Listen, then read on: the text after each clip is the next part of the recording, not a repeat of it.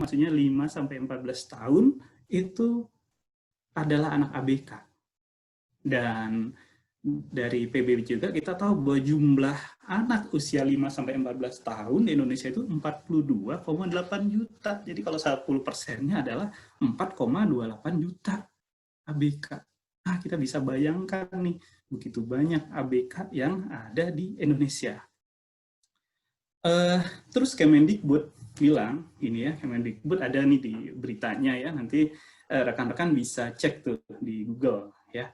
Kemendikbud bilang ternyata baru 18% ABK yang mendapatkan pelayanan di Indonesia nih, 18%. Pelayanan itu meliputi pelayanan kesehatan, pendidikan, psikologi gitu ya, cuma 18%. Jadi kita teman-teman bisa bayangkan ada 82% anak yang anak ABK yang tidak yang tidak mendapatkan layanan gitu. Kalau kita hitung-hitung nih, pakai hitung-hitung nih ya, 82%. Kita pakai datanya dari mana nih? BPS. BPS bilangnya 1,6 juta.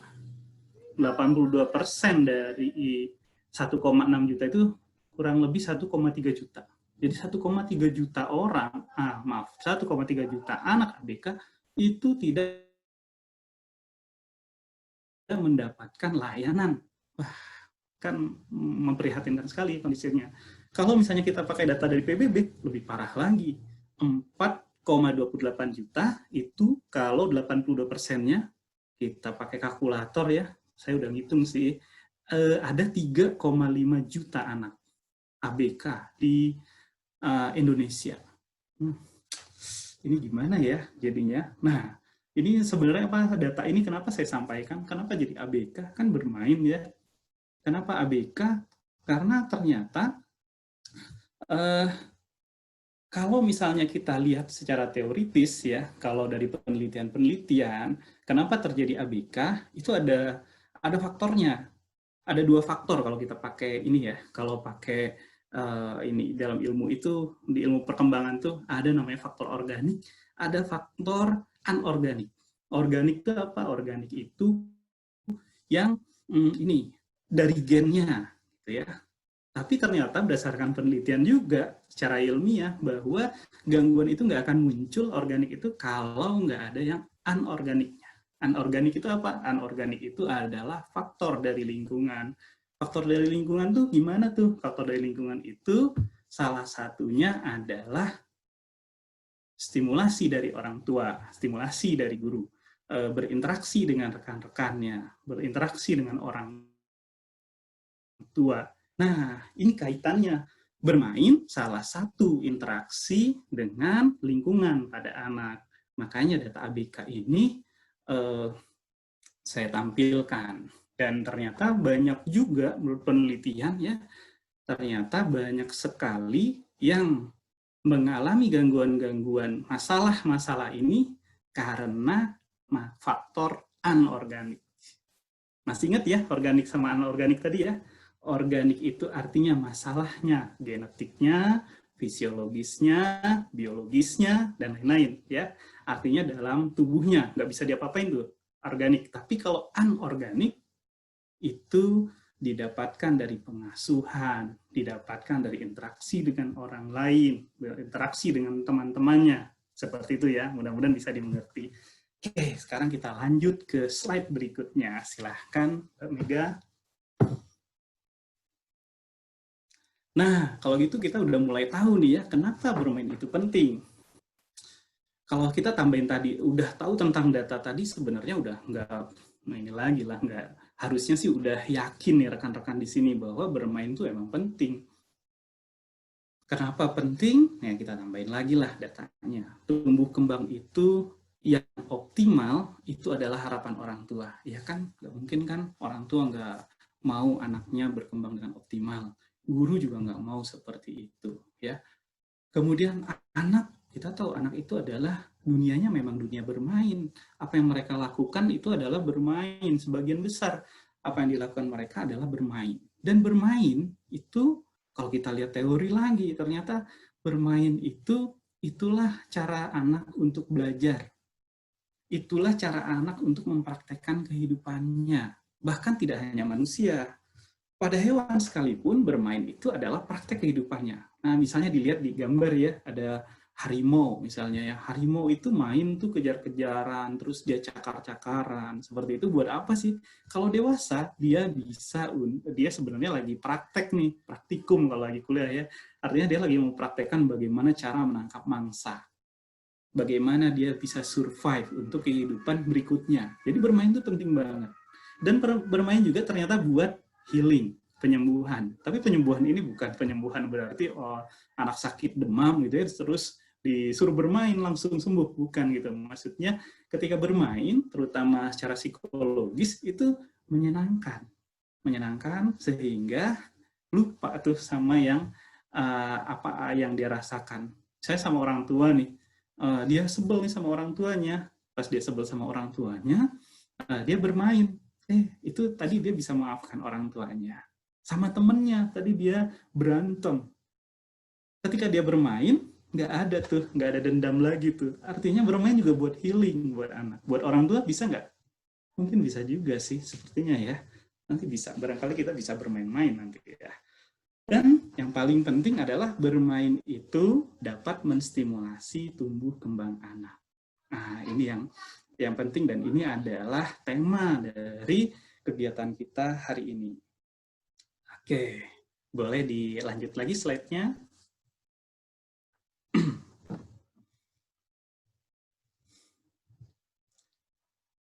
Oke. Nah, kita lihat slide berikutnya. Nah, ini bukan teori nih. Kalau tadi saya ceritakan tentang data. Tadi sebenarnya itu teori itu ya yang saya jelaskan di slide selanjutnya. Kalau ini bukan teori nih, ini logika anak aja. Misalnya ada dua kondisi ya. Kondisinya adalah bermain, ya, bermain dengan efek terapi. Maka ada kombinasi antara bermain dengan efek terapi ini. Jadi ada orang yang bermain dengan anak, tapi dia nggak ada efek terapinya. Ada orang yang bermain dengan anak dan dia tahu bahwa permainan itu ada efek terapinya. Ini yang kita inginkan, gitu ya. Terus yang lebih parah adalah kalau ada orang tua, misalnya dia tidak bermain dengan anaknya, tentu nggak ada efek terapinya. Dan ada juga kondisi di mana tidak bermain dengan anak tapi ada efek terapinya. Ini agak bingung juga nih, kenapa bisa kayak gitu ya.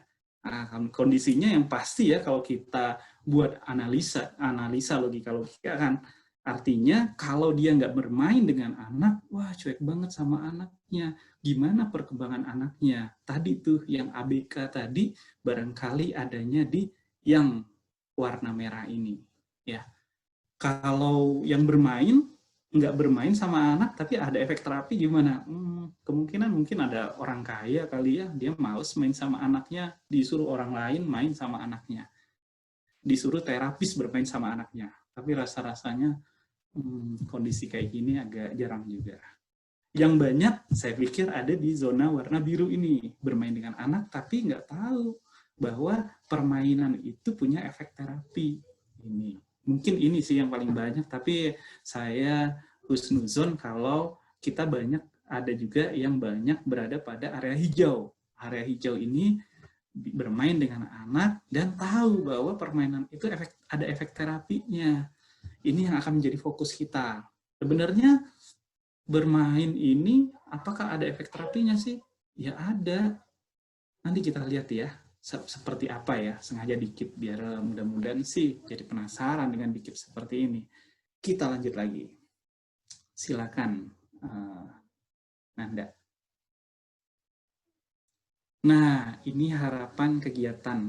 Ini harapan saya, mudah-mudahan juga menjadi harapan dan tujuan dari rekan-rekan semuanya.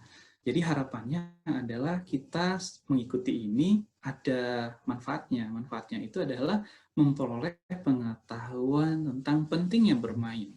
Tadi udah tahu sih pentingnya bermain ya, tapi ternyata kan tadi dari dinamika tadi yang saya sampaikan yang ada warna merah, kuning, hijau, biru itu tadi ternyata nggak semua orang yang tahu bahwa bermain itu penting melakukan permainan kepada anak.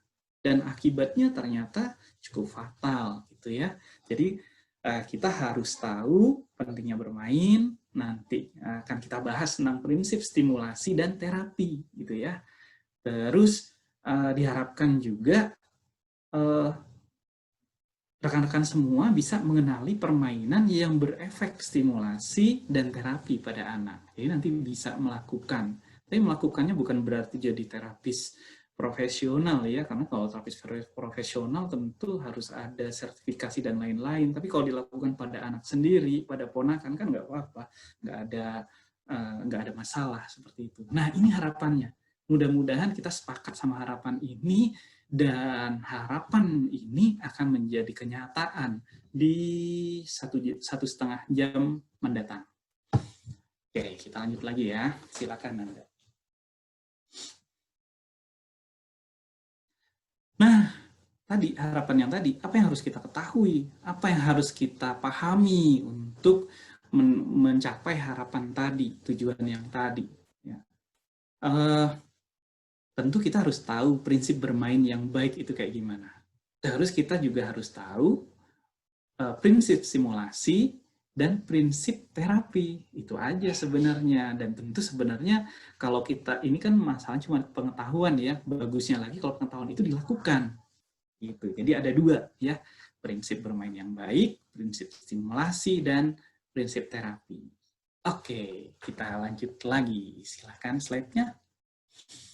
Nah, tadi bermain yang baik. Bermain yang baik itu gimana ya? Bermain rasanya nggak usah kita definisikan ya. Kita bukan sedang kuliah online sih, tapi nggak apa-apa, nggak usah lah ya. Kita buat menjadi yang sederhana aja. Bermain itu apa? Rasanya nggak usah. Ya, pokoknya main ya main aja. Tapi main yang baik itu yang penting kita ketahui. Bagaimana sih bermain yang baik itu? Nah, ini sedikit teori ya, sedikit teori, saya cuplik teori nih. Sumbernya nggak saya sebutin, nggak apa-apa ya, karena dicampur-campur. Nah, bermain yang baik itu mesti ada motivasi intrinsik. Nah, bahasanya rada berat. Motivasi intrinsik, motivasi dari dalam diri. Motivasi dalam diri itu apa? Jadi, anak yang bermain itu pengen main. Emang dia pengen, gitu ya. Terus gimana kalau dia nggak pengen main? Ya ajak. Munculkan motivasi intrinsik itu, ajak gitu ya. Jadi bermain yang baik itu adalah ketika anak itu pengen gitu, kalau bahasa lainnya. Kemudian yang kedua, ada positive emotion, ada positif emosi positif. Ketika bermain itu ada emosi positif. Emosi positif itu apa? Ya menyenangkan, itu positif. Senang, bahagia, itu adalah main yang baik. Kalau sedih, main malah sedih. Kan nggak bagus tuh mainnya ya. Nggak bagus, kamu malah main malah sedih. Main malah jadi berantem. Kan nggak bagus. Maka bermain yang baik itu adalah yang menimbulkan positif emotion. Nah, kebiasaannya yang paling ini kata para ahli itu menyenangkan. Nah, kata kuncinya menyenangkan. Dan inilah nanti yang akan membedakan bermain dengan kegiatan yang lain, termasuk bekerja. Bekerja itu kalau kita menyenanginya, barangkali bekerja juga adalah bermain buat kita. Terus fleksibel. Bermain itu fleksibel. Fleksibel itu artinya ya walaupun ada aturan ya, ketika bermain itu tentu nanti ada aturannya, tetapi bermain juga harus fleksibel. Jadi sebelum permainan itu dimulai, bisa aja tuh aturannya diganti. Misalnya kayak gini, misalnya kita main sama anak, main lari-lari, siapa yang tertangkap maka dia kalah, gitu ya. Kita modifikasi, misalnya yang kalah itu, jadi ketika dikejar, dia pas ditangkap, dia harus diam. Misalnya ini kan biasa ya, diam. Dia harus diam. Kalau diam, dia nggak apa-apa. Jadi dia freeze kayak gitu ya, membeku seperti itu. Nah, kalau dia nggak freeze, barulah dia disebut kalah. Artinya ada perubahan aturan. Aturan itu disepakati. Gitu. Anak kalau bisa diajak tuh, diajak misalnya apalagi ya, misalnya bermain ini bermain aduh apa namanya, monopoli itu kan aturannya banyak tuh. Saya berapa kali main ya, beda-beda tuh, beda-beda. Ada yang katanya dapat uang itu nanti kalau udah muter 2 kali, ada yang muter sekali, atau nggak usah muter juga dapat uangnya 2.000. Kalau versi Indonesia, versi internasional 20.000. Mudah-mudahan rekan-rekan di sini akrab ya sama permainan ya, jadi nyambung apa yang saya sampaikan ya, seperti itu. Terus misalnya harus dapat komplek, misalnya semuanya harus dimiliki baru bisa bikin rumah misalnya ya, kan aturannya bisa dirubah tuh, misalnya dirubah menjadi nggak usah memiliki komplek itu, setiap ketemu boleh beli, atau dirubah aturannya seperti itu. Beribet ya ngomongnya ya, tapi mudah-mudahan kebayang lah ya. Artinya bermain itu fleksibel. Terus bermain itu yang penting proses, bukan hasil. Jadi yang bermain itu ya beda, ini katanya yang tadi ya, yang saya sampaikan tadi ya, kata ahli itu, perbedaan utama bermain dan bekerja itu ada 2, menyenangkan dan proses ini tadi. Gimana ya? Ya gitulah kira-kira ya, menyenangkan dan berfokus pada proses. Kalau kerja tuh fokusnya pada hasil, terserah deh mau ngapain, yang penting hasilnya jadi gitu ya. Kalau bermain nggak menang kalah itu nggak ada masalah. Yang penting kita sudah bermain ini. Terus ya kalau gitu gimana dong, kan banyak anak-anak yang tidak ini ya, yang ngambek ketika bermain. Ya kalau gitu bermainnya masih berfokus pada hasil. Tapi lihat ya, anak-anak tuh genuine banget, anak-anak itu. Mereka tuh murni banget. Jadi mereka kesel ketika kalah, tapi kemudian mereka pengen main lagi. Kalau gitu mereka fokus pada prosesnya. Mereka menyenangi aktivitas bermain itu ya. Kemudian yang terakhir ada kualitas pura-pura. Bermain itu pura-pura, berpura-pura, ada pura-puranya. Anak bermain sama orang tua, bermainnya tinju-tinjuan, maka orang tua itu berpura-pura jadi petinju. Anaknya nggak melihat dia sebagai orang tua lagi, tetapi sebagai teman. Jadi ada kualitas pura-pura dalam bermain itu. Tapi kalau ini kan, kalau misalnya bermain, nggak boleh, nanya ya, nggak boleh. Langsung di stop, langsung nggak ada kualitas pura-pura, wah itu malah jadi nggak baik permainannya. Agak beribet nih saya ngejelasinnya ya. Ini nggak ada ini nih, terus terang nggak bisa bicara secara langsung, tapi saya harap bisa dipahami dengan baik ya. Kalau misalnya ada yang kurang nanti bisa ditanyakan nanti ya. Oke, kita lanjut lagi aja. Silahkan slide-nya.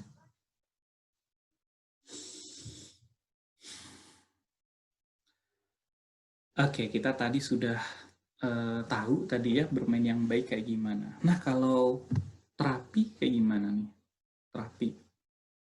Terapi itu sebenarnya sederhana tuh.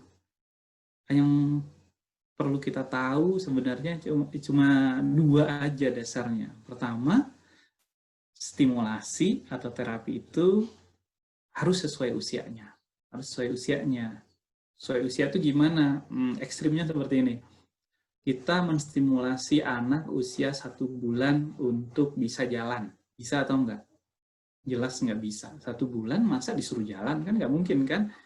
Bisa jalan itu kita harus tahu usianya. Usianya bisa jalan itu adalah usia 1 tahun misalnya. Mulai dari paling awal 9 bulan sampai dengan 1,5 tahun.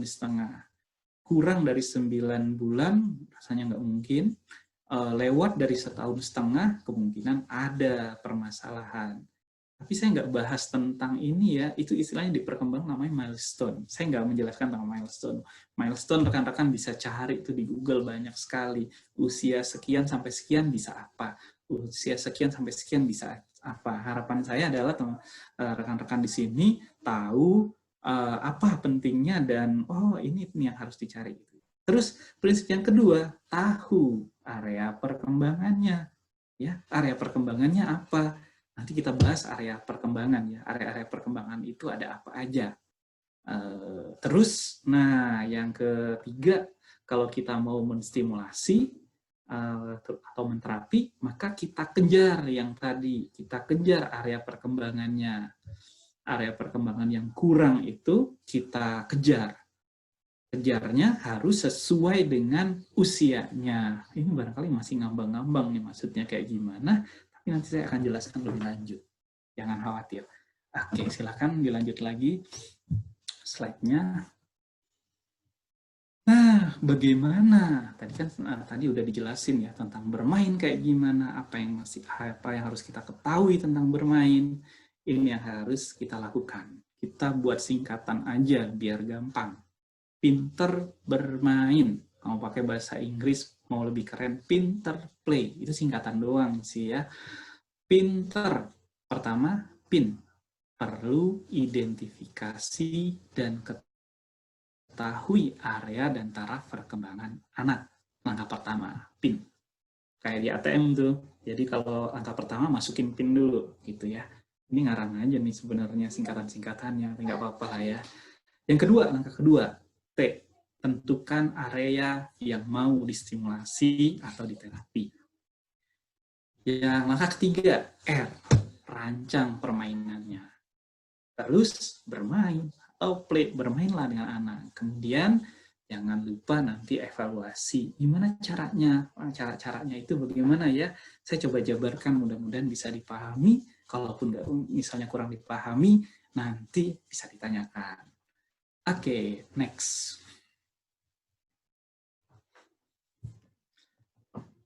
Oke, bisa dilanjut. Nah, kita ke yang pertama. Perlu PIN ya tadi ya, perlu identifikasi dan tahu area dan taraf perkembangan.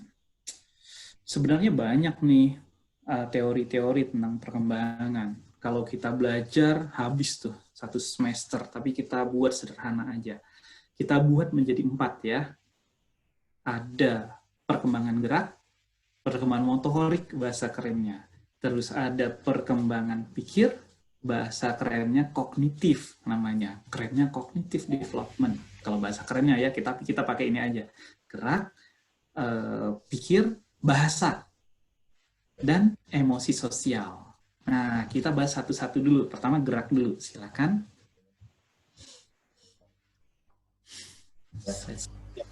Gerak itu ada gerak kasar, gerak halus. Mudah-mudahan udah tahu banget ya ini ya. Gerak kasar itu apa? Gerak-gerak yang menggunakan otot-otot tubuh kita yang besar.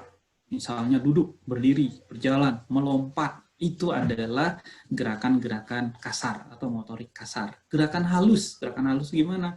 Gerakan yang menggunakan otot-otot halus, biasanya menulis, memegang benda-benda yang kecil, mengancingkan baju, membuat simpul, misalnya pakai tali sepatu, misalnya ya, mengikat tali sepatu, menggunting, dan lain-lainnya. Oke, lanjut ke perkembangan pikir. Perkembangan pikir atau kognitif. Silakan slide. Perkembangan pikir, nah pikir itu bahasa kerennya kognitif gitu ya. Kognitif itu apa sih? Ini anak psikologi juga suka kebingungan ininya ya. Saya coba sederhanakan. Pikir itu ya seluruh yang menjadi area pikir. Bisa berupa kecerdasan, bisa ingatan, perhatian, atensi ya, perhatian itu fokus yang suka disebut dengan konsentrasi gitu ya. Terus memecahkan masalah, membuat keputusan, bahasa, dan lain-lainnya. Gitu. Oke, lanjut. Perkembangan bahasa. Perkembangan bahasa ini ada ahli yang menyampaikan bahasa itu sebenarnya masuknya di perkembangan pikir tadi, kognitif tadi. Tapi ya sudahlah kita pisahkan, karena bahasa ini juga ternyata banyak yang menjadi masalah ketika di bahasa gitu ya. Banyak yang bertanya ke saya gitu ketika menjadi terapis, banyak sekali kasus-kasus tentang kesulitan bahasa.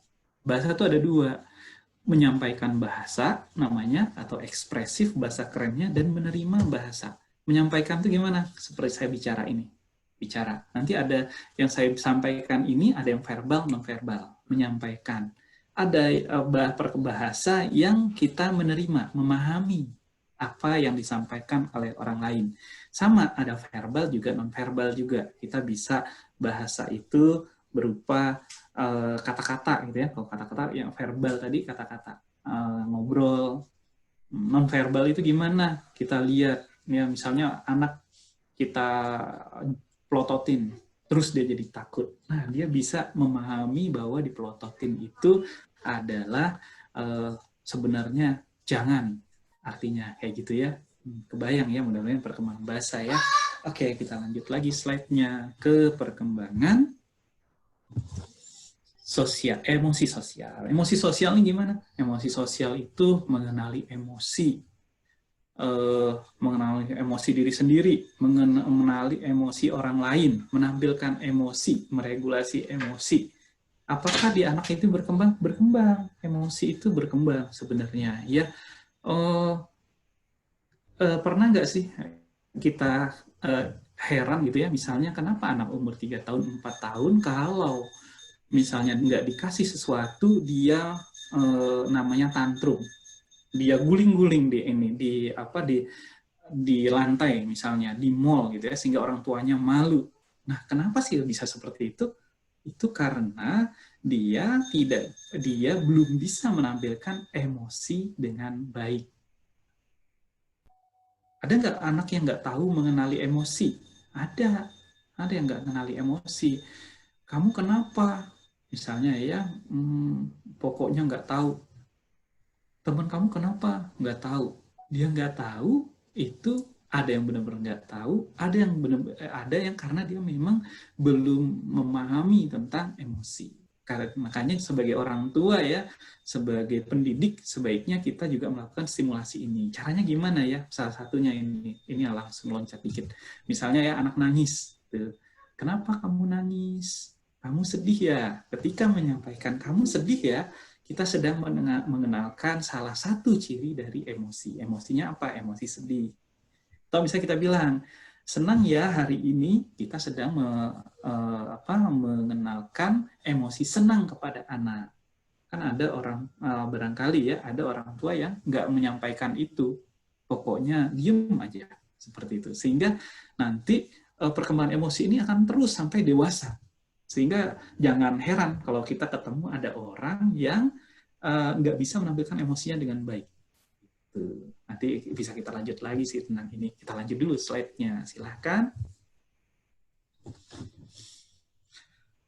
Nah, langkah kedua. Baru langkah kedua nih, waktunya udah ini. Saya agak kebut dikit, nggak apa-apa ya. Langkah kedua, tentukan area yang mau distimulasi. Areanya apa? Areanya tadi udah tahu ya. Areanya itu ada gerak, pikir, terus apalagi tadi ya? Bahasa dan emosi sosial, gitu ya, emosi sosial. Gimana kita menentukannya? Cara sederhananya adalah ya ke psikolog. Kok psikolog buat apa kegiatan kayak gini ya? Saya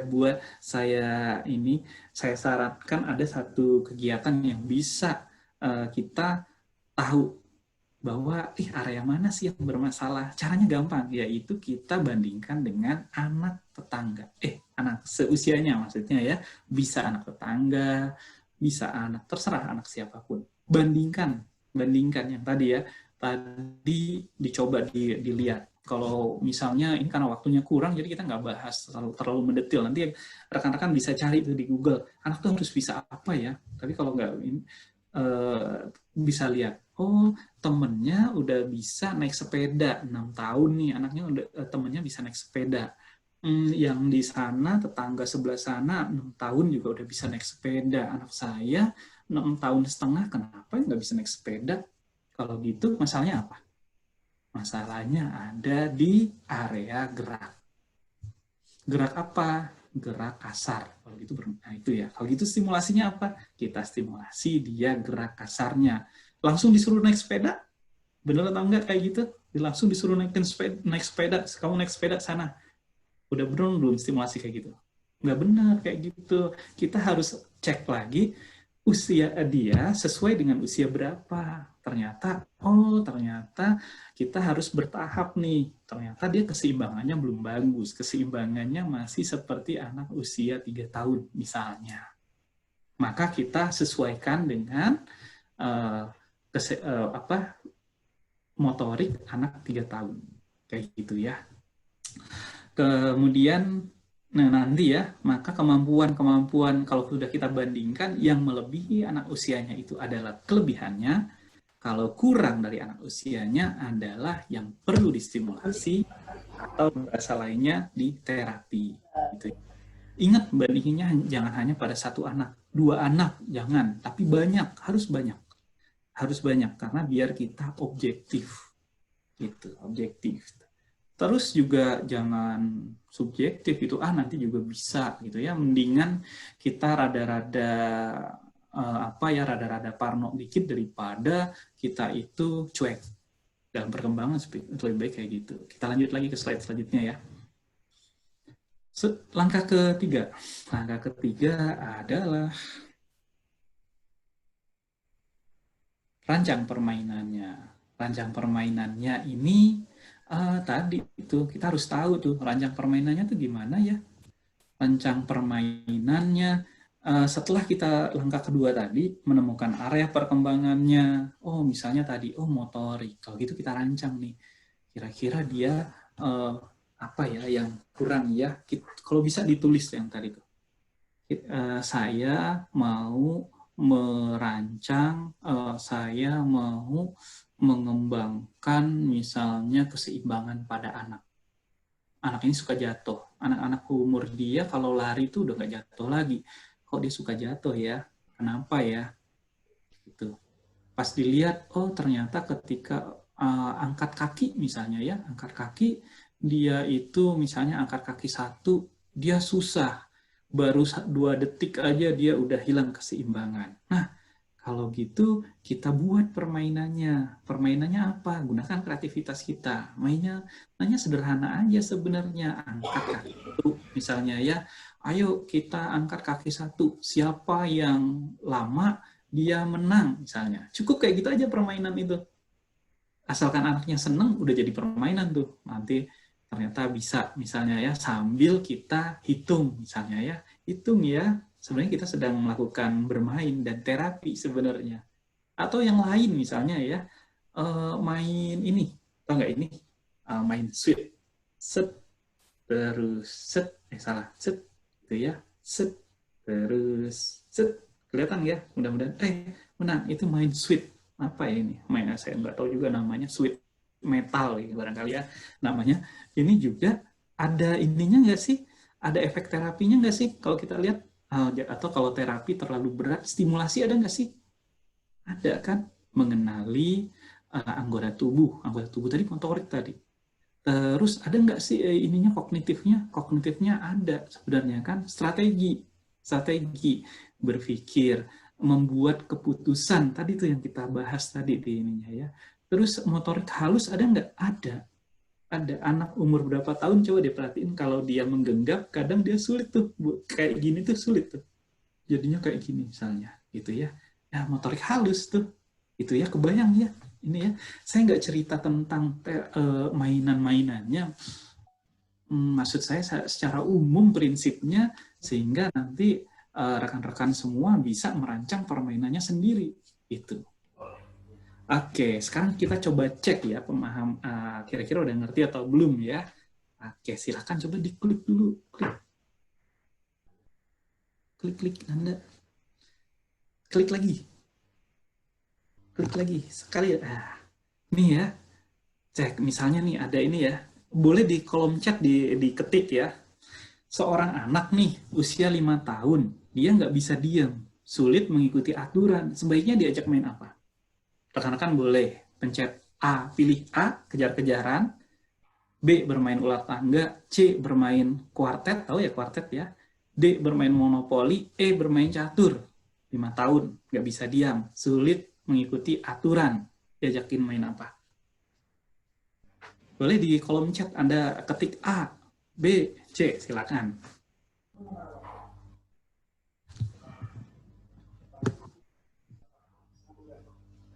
Wah, udah mulai ya. A, ada yang A, ada yang B, ada yang D. Wow, ada yang A. Oke, sekarang kita bahas dulu ya. Kalau sebenarnya di gambar itu udah ketahuan sih. Apa yang jawaban yang benar? Tuh, itu udah ada tuh gambarnya. Gambarnya apa tuh? Ular tangga, iya. Tapi banyak yang A. Yang A kok gitu salah atau enggak? Enggak salah juga yang A. Yang A tuh enggak salah juga. Enggak salah.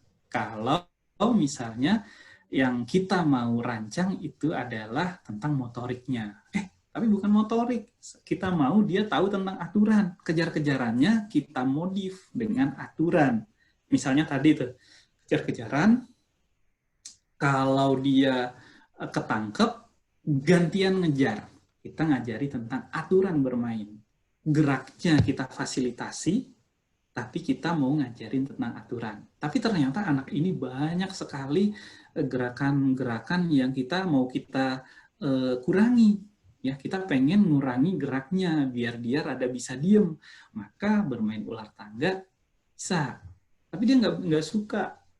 Coba kuartet. Kuartet tahu ya, kuartet yang misalnya kuartet itu ada yang 4 seri itu nanti kita ambil dari teman-teman gitu ya.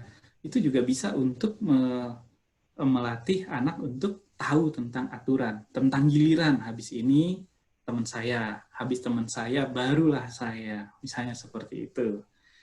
Kemudian bermain monopoli gimana? Monopoli kelihatannya untuk 5 tahun terlalu sulit buat anak umur 5 tahun. Mungkin di atasnya ketika umur kelas 2 SD ya tahu tentang perhitungan matematis itu monopoli udah cukup. Bermain catur berat nih kayaknya ya, belum terlalu sesuai dengan usianya. Kalau ada yang jawab misalnya ya agak kurang tepat. Tapi gimana kalau ternyata dia cerdas sekali? Iya bisa juga. Artinya jawabannya sebenarnya nggak ada jawaban yang benar dan salah, tapi tergantung dari rancangan permainan kita. Nah, bisa dipahami ya, mudah-mudahan ya.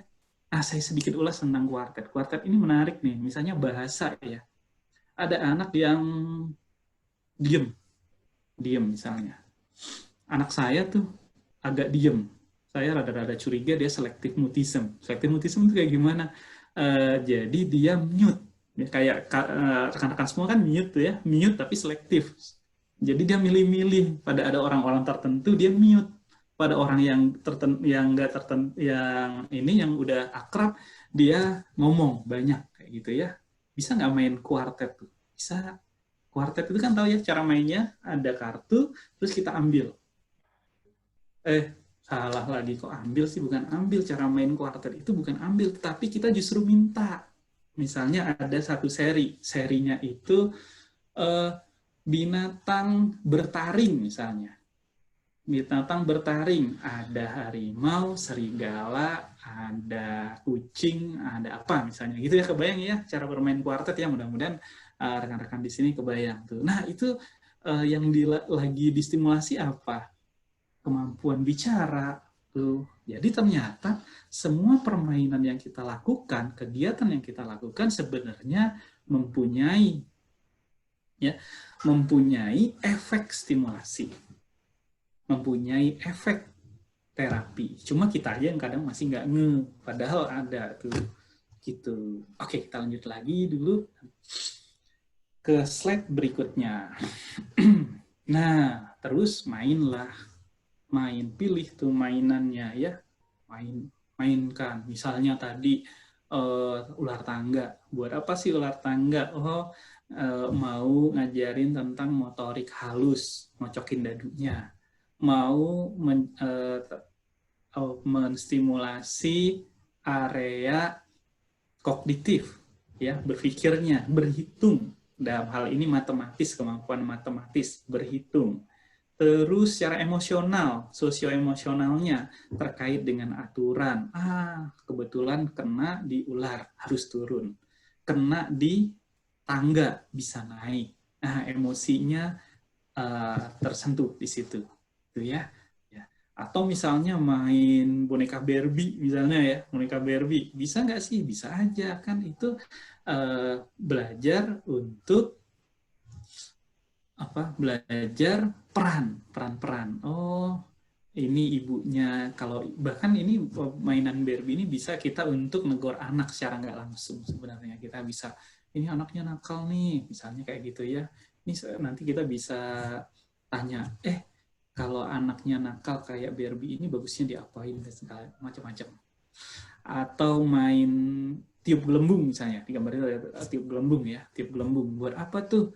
Oh, misalnya dia itu anak yang misalnya asma misalnya. Itu kalau di kedokteran tuh ya, kebetulan saya fisioterapis juga, misalnya ada permasalahan dalam pernafasan misalnya. Jadi anak umur 5 tahun, 4 tahun, kadang masih agak sulit untuk latihan pernafasan, untuk relaksasi. Tapi kalau pakai gelembung dia bisa tuh, gitu ya. Terus juga nggak boleh, tiupnya itu juga nggak boleh langsung kencang gitu ya, tetapi pelan, harus sesuai untuk bisa membuat gelembung itu, gitu. Bisa dimodifikasi, bisa. Misalnya, coba banyak-banyakan mecahin gelembung misalnya. Ini main sama keluarga ayahnya yang niupin gelembung, anak dan ibu yang mecahin gelembung, terus banyak-banyakan siapa yang banyak mecahin gelembung, misalnya seperti itu. Bisa dimodifikasi gitu ya. Kejar-kejaran bisa juga seperti itu. Oke, terus macam-macam yang bisa kita lakukan. Oke, kita lanjut dulu ya. Jadi intinya bermain seperti itu. Terus lanjut lagi langkah kita yang terakhir. Nah, jangan lupa setelah melakukan pinter bermain tadi, pinter play tadi, maka kita harus mengevaluasi. Kenapa harus evaluasi? Ya, barangkali gagal. Apa yang dievaluasi? Dua. Yang dievaluasi adalah permainannya. Permainannya menyenangkan gak sih buat anak? Kalau yang kita pakai bermain yang baik yang di atas tadi, yang kita lihat tadi ya di atas lagi, coba cek. Tapi yang paling utama adalah menyenangkan enggak. Anaknya bete nih, nggak suka. Kalau gitu permainannya rubah aja gitu. Ternyata atau kita perlu ngerancang lagi, nggak apa-apa. Kita ulangi pinter play tadi, yang langkah-langkah tadi ya. Mudah-mudahan saya ingat ya. Pinter play. Terakhir evaluasi. Terus efek permainannya. Nah, efek permainan inilah yang seringkali orang tua itu suka nggak sabaran. Kenapa? Kadang dia ngerasanya nggak ada perubahan tuh. Katanya ini webinar kemarin katanya untuk ningkatin bahasa tuh main kuartet tuh. Ternyata anaknya malah diem aja. Masalahnya adalah kalau itu permainannya nggak cocok. Maka harus ada perbaikan. Apa yang harus dilakukan? Lakukan misalnya, main pura-pura, main berbi-berbian tadi, misalnya lebih cocok. Atau seperti apa? Atau, nggak menyenangkan lagi. Harus kita terlalu mudah buat anaknya. Maka kita naikkan levelnya yang lebih sulit lagi. Gitu. Jadi, kita harus kreatif di sini untuk memodifikasi. Seperti itu sih, lebih ya. Oke, itu materinya. Ada satu lagi nih slide-nya. Silakan diklik dulu slide-nya. Nah, ini yang harus diingat. Ada warning-nya, harus diingat. Warning-nya apa? Saya buat jadi, ini ngarang nih sebenarnya ya. Saya buat jadi singkatan ASIK. Apa itu ASIK? Apresiasi. Apa yang diapresiasi? Apresiasi diri kita sendiri yang melakukan permainan dan apresiasi si anak. Kadang kita tuh terlalu banyak nggak ngebolehin anak. Jadi harusnya bagaimana kita apresiasi. Dan yang lebih penting lagi, apresiasi diri sendiri. Saya ternyata orang tua yang main sama anak nih. Tetangga tuh nggak main sama anaknya. Alhamdulillah. Ketika kita mengapresiasi, kita jadi lebih semangat gitu ya. Terus sabar. Ya, ini memang sabar. Katanya bermain tuh bisa menstimulasi. Kok nggak bisa jalan-jalan nih anak saya nih. Keseimbangannya masih nggak bagus. Harus sabar. Kenapa? Jangan-jangan tadi prosesnya tadi ada yang salah. Terus yakin sama apa? Bahwa apa yang kita lakukan itu pasti ada ininya, ada manfaatnya, ya. Ada manfaatnya maksudnya gimana sih? Saya ini bahas sedikit. Bulan saya ngajar tentang faal.